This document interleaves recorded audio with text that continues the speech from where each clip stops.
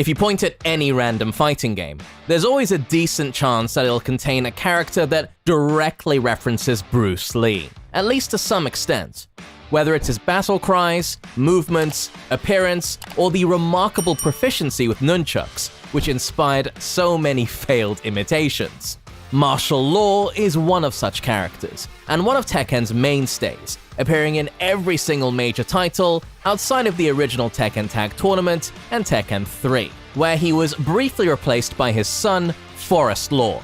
In almost every aspect, both Laws are amongst the most accurate depictions of Bruce Lee you'll find in a fighting game. The voice, outfits, and animations are all incredibly obvious references to Bruce Lee's classic action masterpieces. But what about the actual fighting style? This is where things get rather interesting.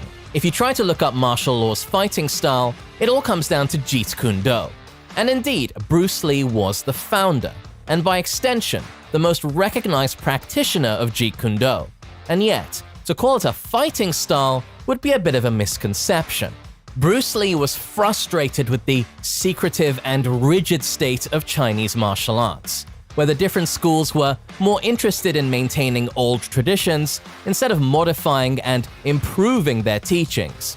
This idea was also the complete opposite of what he was taught by the legendary Yip Man, who encouraged his students to change and adapt their style instead of following a set path. Jeet Kune Do was formed as a direct response and served more as a philosophy rather than a martial art of its own. True to his word, Jeet Kune Do was fluid and shapeless, like water.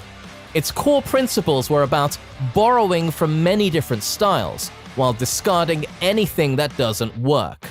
It's a complete rejection of systems and rules in favor of practicality and freedom of expression.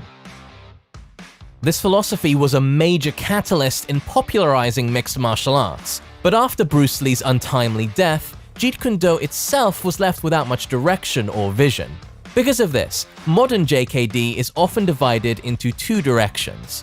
One which teaches people how to fight like Bruce Lee, and one that essentially serves as an MMA school that teaches the strongest elements of different martial arts in combination with Lee's philosophy. Going back to Law, we can see that in his case, Jeet Kune Do is meant to be a depiction of Bruce Lee himself first and foremost. It might not be representative of how Lee himself would approach a real fight, but it is a great tribute that includes everything he was known for, from the iconic one-inch punch and sharp kicks to some of the more obscure references.